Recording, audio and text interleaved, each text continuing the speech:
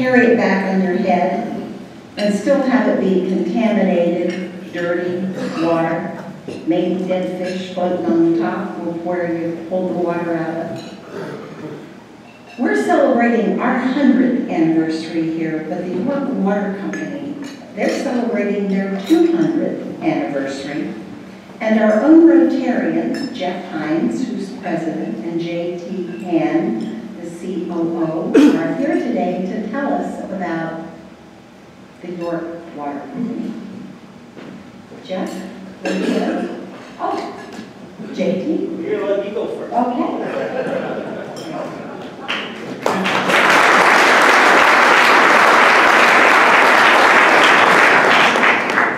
Jeff knows it's always dangerous to let me at the podium and go first. So this is unrehearsed.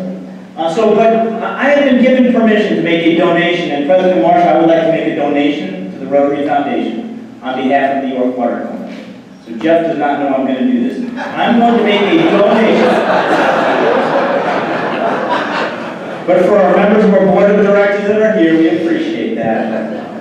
I'm going to make a donation to the Rotary Foundation to cover the cost of all of the drinking water that all of the Rotarians will consume for the entire year 2016 while attending lunch meetings at the Yorktown Hotel. And I'm going to make that donation in the amount of $5. Because $5 will cover the cost of all of the water and iced tea all of you will consume at these meetings for the entire year. That is the value of water.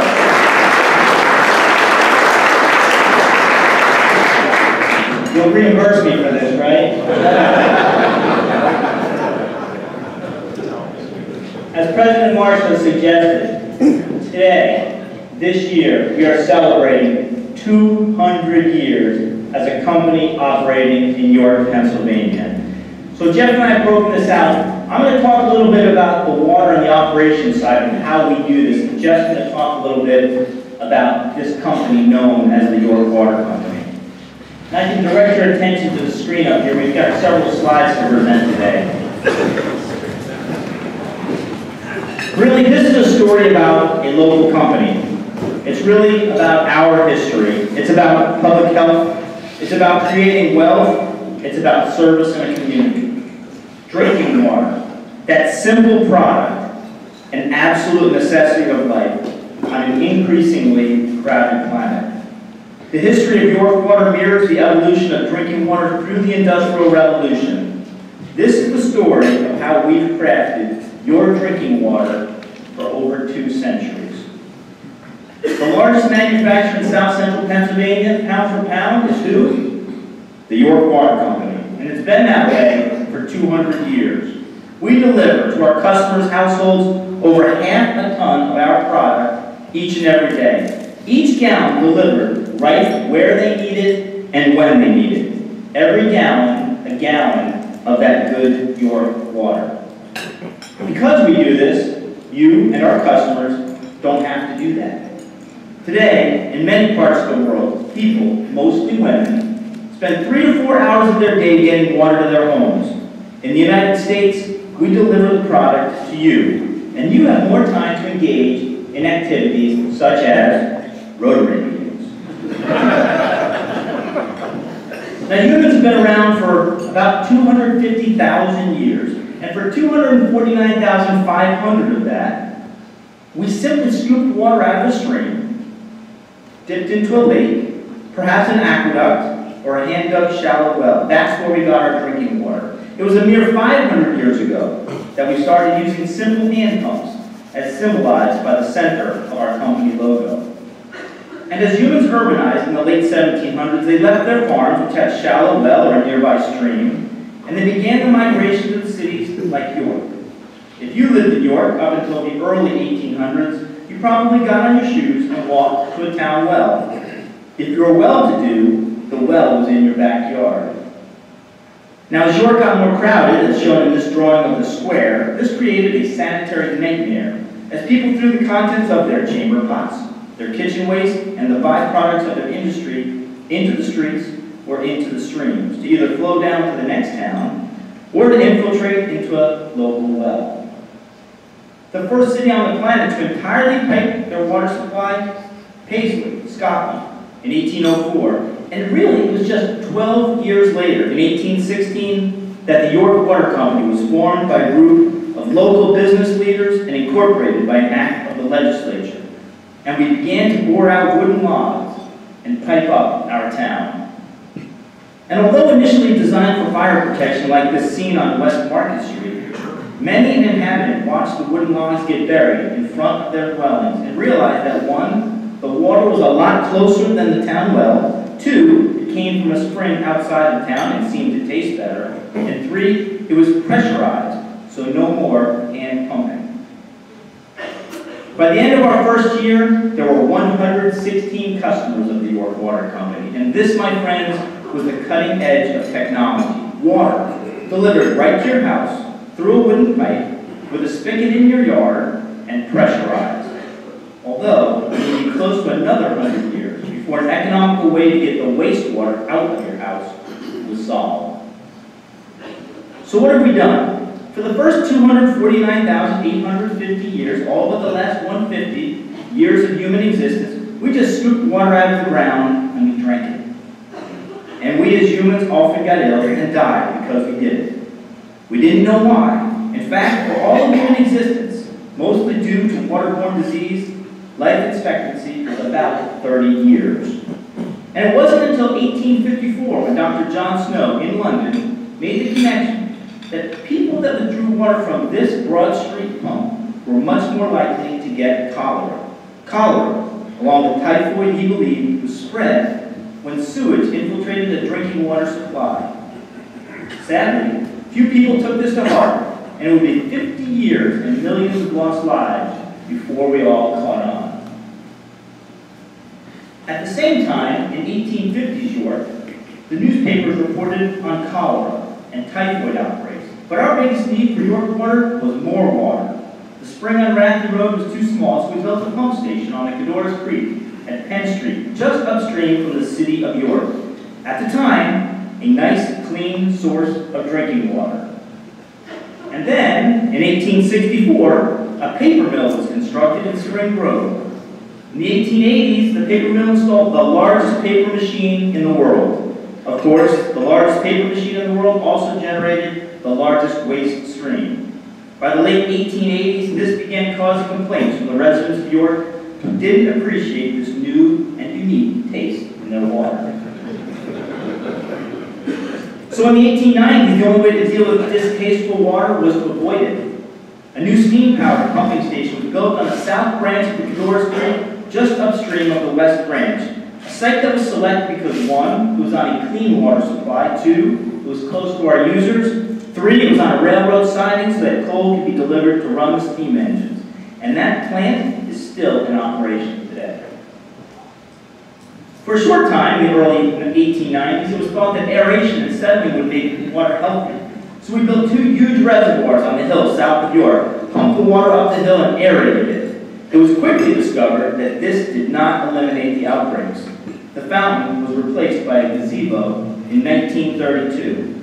So the 1896 fountain was replaced by an 1876 gazebo.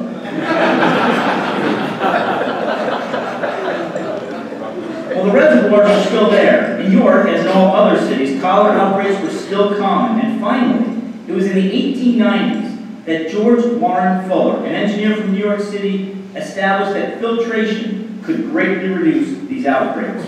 So what did we do at York Water? We had Mr. Fuller come to York and build us a filter system.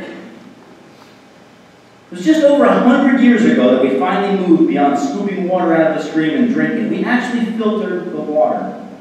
Although we found that this was an improvement, it was not perfect. We still had occasional cholera outbreaks. York's filter plant was the first successful plant in all of Pennsylvania. And then, in Jersey City, around 1908, again it was Mr. Fuller, decided to add a small amount of chlorine to the water. It turned out to be the missing piece of our craft. By 1917, with chlorine infiltration and the removal of wastewater and the construction of a large reservoir for drought protection, things finally turned around, and the era of public health was upon us. And thanks in part to how we craft our water supply, our life expectancy has doubled in the last 120 years. Of course, as today, no great undertaking in New York is truly complete until you invite the Rotary Club to come out and take a tour. Which we did in August of 1926 as we hosted the Alts and the Schmidts and the Rosenmillers and other members of our community in 1926 to join us and inspect the treatment works of the York Water Company. How we survived for our first 100 years of service at York Water without any place to go for lunch on Wednesday, I will never forget. You now know a little bit about the evolution of water and how the York Water Company brought this to York, Pennsylvania. I'd now like to turn the podium over to Jeff Hines, who's going to talk to us a little bit about the York Water Company. Well, thanks, JT. Nice work.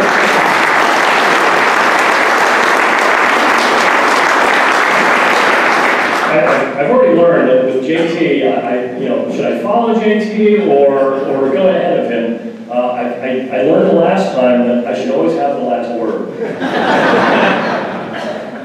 So first, I have to kind of bore you with the safe harbor statement, because what I'm going to talk about does not predict the future, but I talk specifically about the past. But nothing I say should be construed as predicting the future.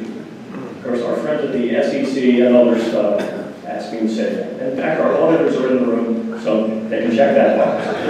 So, 1816. How old was the York Water Company? 1816. There were 18 states. However, there were only 15 stars and 15 stripes in the flag. That's a politics thing, I think. The people in news still traveled as fast as a horse could carry them.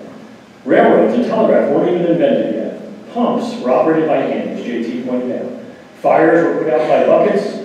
The year 1816 was actually known as the year without a summer because of a large volcanic eruption that put ash into the sky. France banishes Napoleon forever. And in June, the gas light company of Baltimore was founded, which would have been the second utility in the United States, however it doesn't exist anymore. And at the time, James Madison, the fourth president of the United States, was finishing up his second term. In 1816, Lafayette was still alive. In fact, he came back to America after this. George Washington, who we're pointing to above the screen there, did not make it to 1816.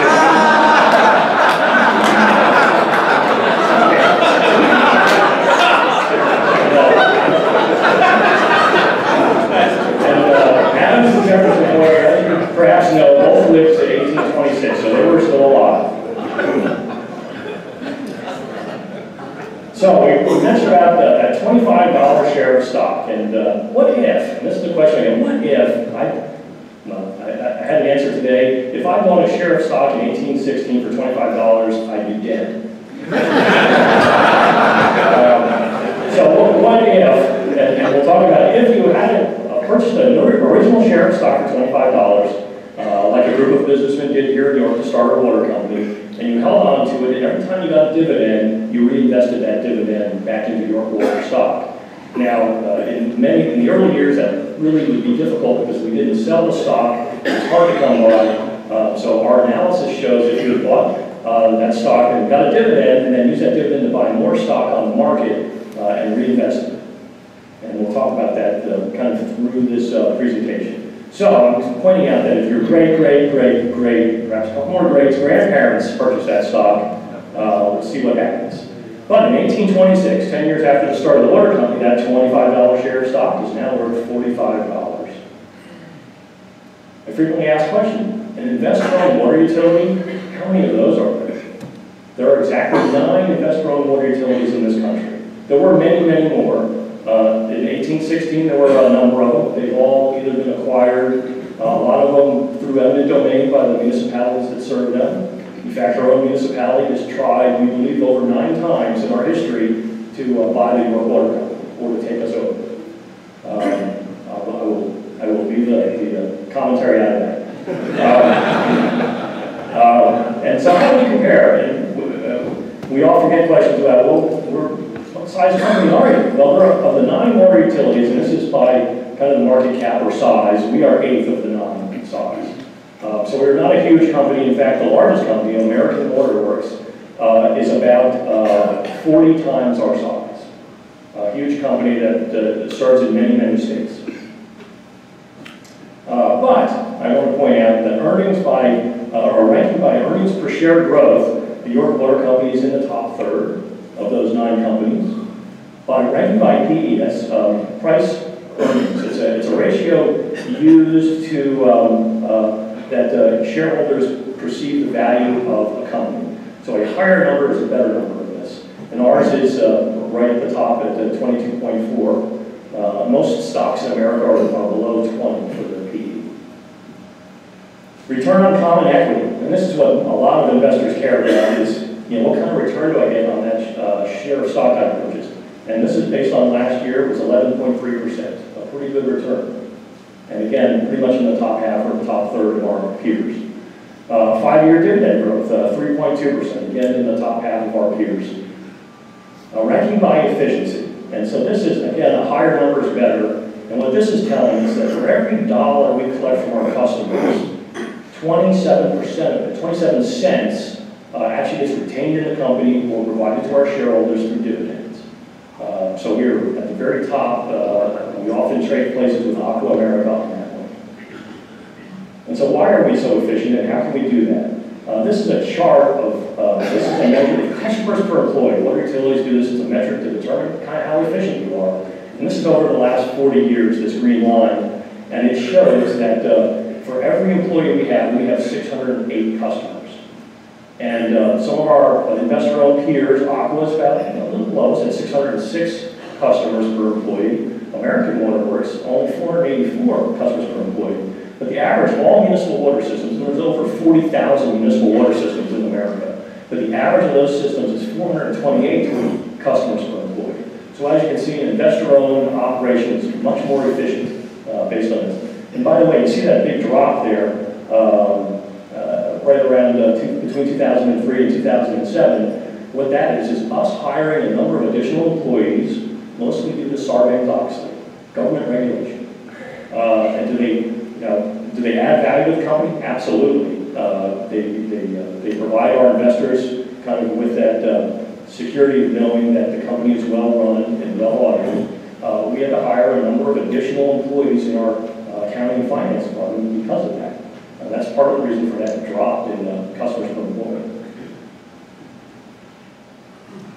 So we managed to do all this better than our peers, and our rates are 40% less than the other Public Utility Commission regulated water utilities in Pennsylvania.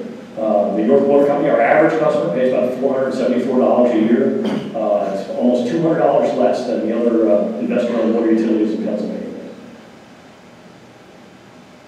In addition, our quality of service. So this is a Public Utility Commission statistic where they measure if you have an issue with the York Water Company, you can contact the Public Utility Commission and file a complaint.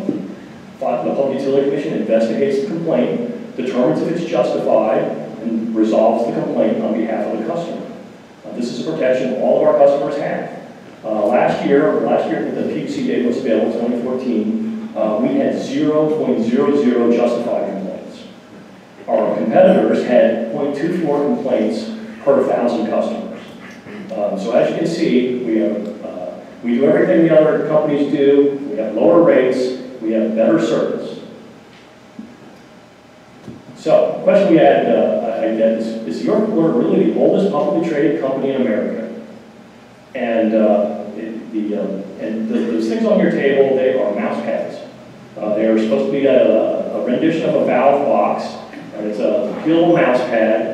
And you can move it, and it's a removable pad, so you can put it on your desk and move it around, or you put it on your front door, or on the hood of your car, or put it anywhere you want.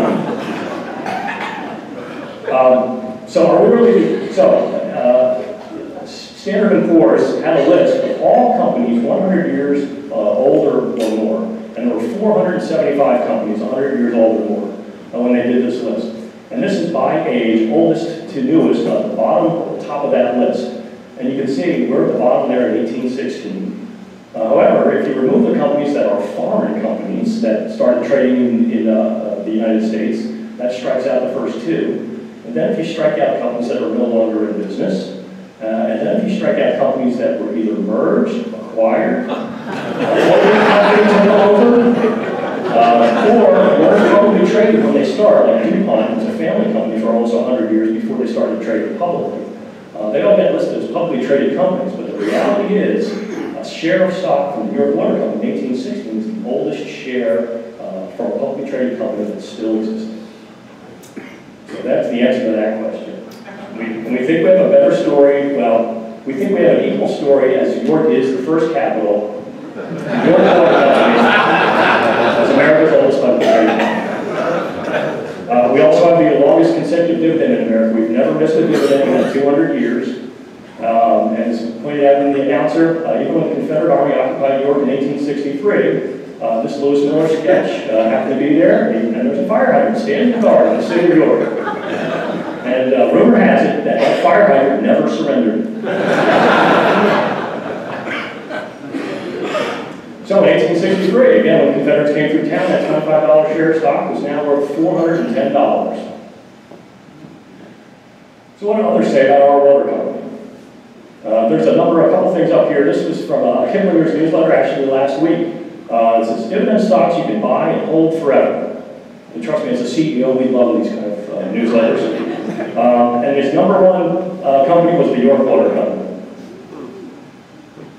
Another one, and this one I got about 2 weeks ago, I got an email from a gentleman in Switzerland, and he told me he wrote in kind of very disjointed English, that he's the publisher of Switzerland's largest financial newsletter, and they did a story on the York Water Company, and he sent it along, and he apologized because it was in German. But we did a little translating of it, and I just like, he points out there, it comes to the United States, and possibly even worldwide, a historic event. Never before has a company paid a shareholder a dividend for 200 years in a row, which I think is pretty neat. And we don't know this for sure. It's a big world. But if somebody in Switzerland, the neutral country that never got run over, doesn't have a company that's older than us or have a longer dividend record, then perhaps it's true. We've also been recognized in the last 2 years by Forbes magazine as one of the 100 most trustworthy companies in America. And there's only 40 of those 100 companies that have been recognized 2 years in a row. Another metric here, Janney Montgomery Scott analyzed all 9 water utilities based on the regulatory environment they work in Pennsylvania. It's a very reasonable regulatory environment for us, and that placed York Water at the top of those 9 investor-owned water utilities. So in 1916, when York Rotary was founded, the stock was worth $15,000. So if you held that stock for 100 years, from 1816 to 1916, a $25 share, reinvested the dividends, didn't pay any fees, it's now worth $15,000. So right around that time, steam pumps have been operated at the Brillhart Station starting in 1897, as JT described. In 1914, we put a new steam pump in, and it could pump 8 million gallons of water a day. That steam pump provided reliable service until 1981, when it was removed and put in storage, and is now being reassembled at the National Museum of Industrial History in Bethlehem, PA. And it's going to be a centerpiece there. That giant flywheel is actually going to spin according to their plans, and they anticipate this museum opening by the end of the year. And there will be a plaque on there that said this pump earned its living by providing citizens of New York up to 8 million gallons of water a day. So in 1929, right at the crash, that $25 share of stock was worth $42,000.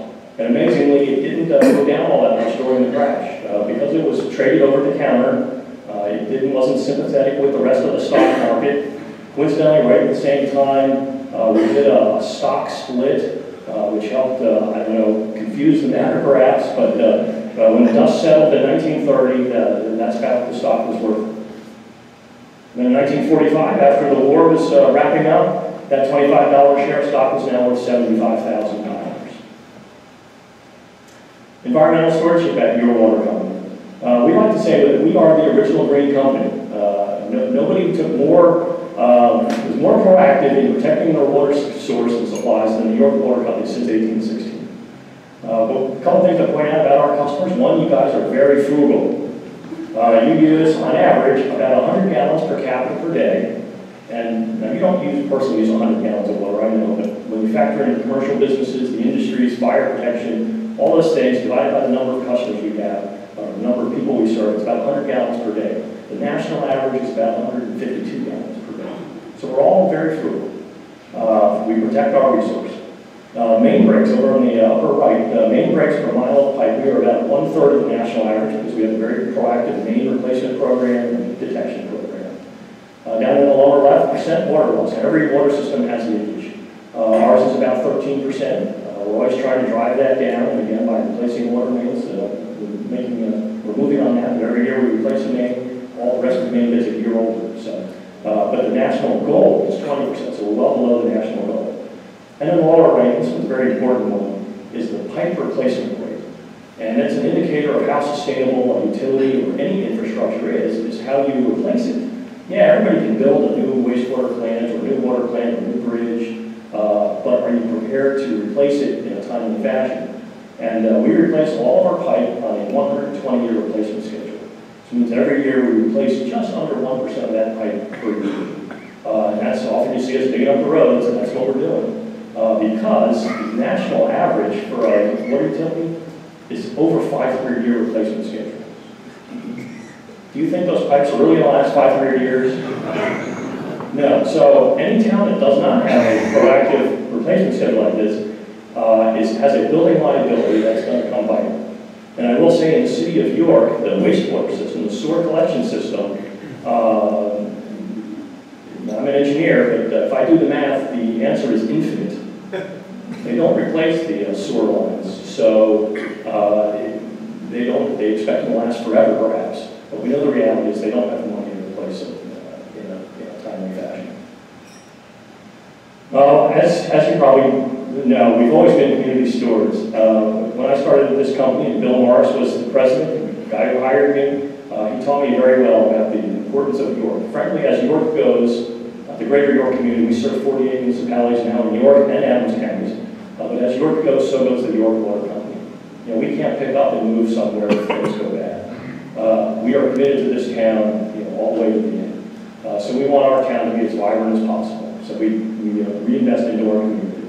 And in fact, just last year, we've donated to over 80 local charities and organizations, nearly $700,000 a year, mostly through the Education Improvement Tax Credit, which is a wonderful thing that we don't take our customers' money or our shareholders' money. We take money that is going to go to Harrisburg and give it to deserving organizations right here in York. It's a great program. We've also invested in our community by parks. Our William H. Hayne County Park, named after chairman of the York Water Company, former chairman, 1,600 acres around Lake Redmond and Lake Williams. It's now a county park. Up on Reservoir Hill, across from York College, we have Reservoir Park. That's 100 acres. Both parks are open to anybody at no cost. In 1974, the Safe Drinking Water Act was first passed. And the Safe Drinking Water Act generated a lot of capital for water utilities like us. And however, it definitely improved the quality and redundancy of your water systems. But in 1974, that $25 share is now worth $250,000.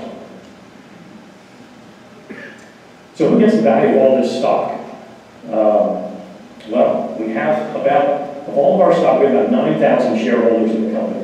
And about 30% is institutionally owned, 68% is retail, individuals, families. Of the 120 institutional holders, none of which own more than 3.5% of our company. They include state pensions from California, Florida, New York, and Ohio. Interesting that Pennsylvania doesn't invest in their own retirement. But 75% of the registered shareholders are Pennsylvanians. We can't tell if they're all, how many are in York County and how many are in the rest of Pennsylvania.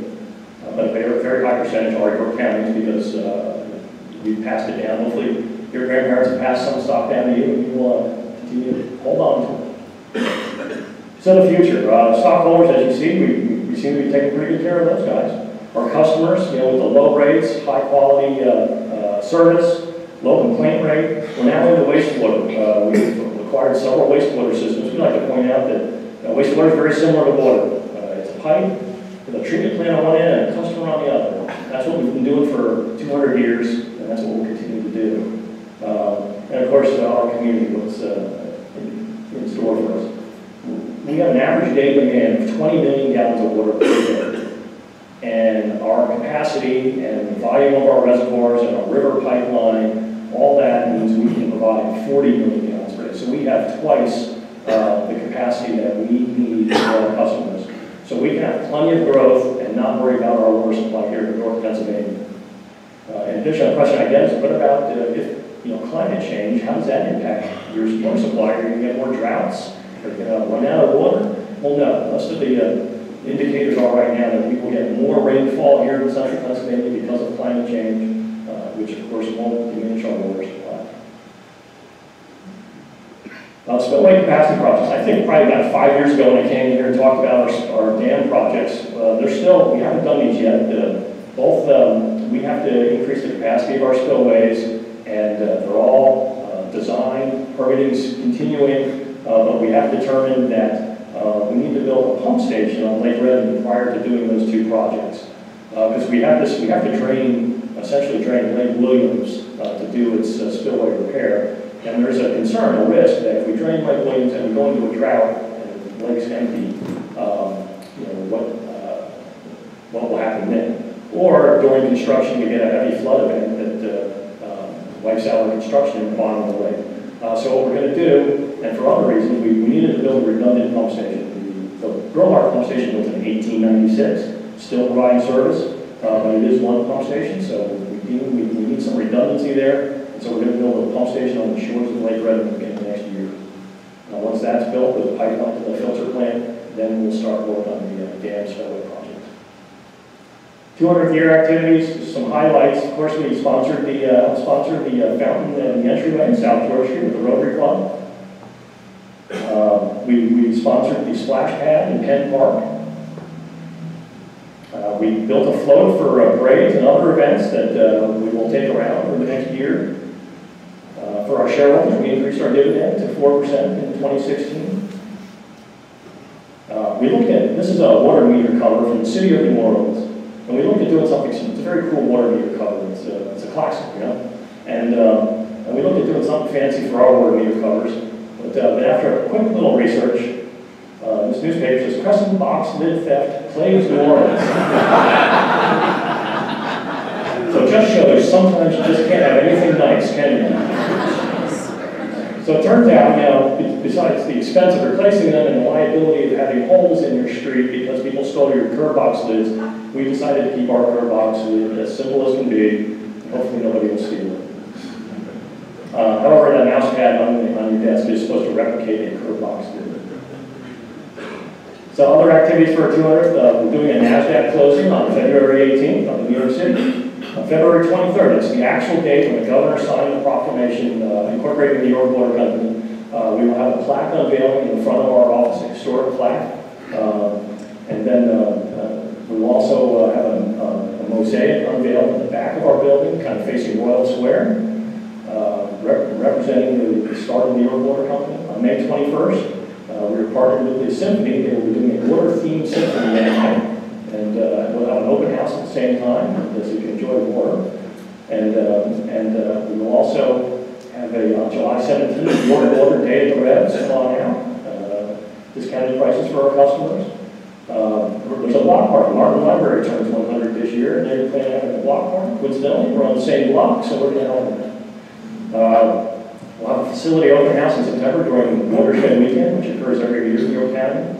And then we're doing an art and water exhibition with York Arts Now Creative York, where we'll have people, school children and adults do art that with a water theme, and we'll jury it and exhibit the artwork at the end of the year.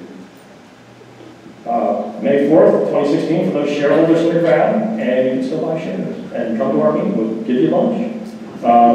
Annual shareholders, we have the Strand Capital every year. Again, we like to keep our resources downtown if we can. And that dividend history. So in 2000, when Bill Morris was president, we made a big step of going from an over-the-counter stock, publicly traded, to a NASDAQ publicly traded stock. And the price then, in 2000, of that one share of stock is now $2.5 million in 2000. In 2016, just 16 years after listing on NASDAQ, that $25 share of stock, and this is kind of the value of NASDAQ for publicly traded companies. Wait for it. $21 million. $21 million. So, for the investor advisors in the room, this is your poster child for buy stock and hold it, reinvest the dividends. For the rest of you, buy stock, and then your 8-time great-grandchildren will really, really, really appreciate it. None of this would be possible without our fantastic employees, our dedicated and loyal directors from right here in our community, our growing community, and our superb customers. Thank you very much, and I'm glad to answer any questions.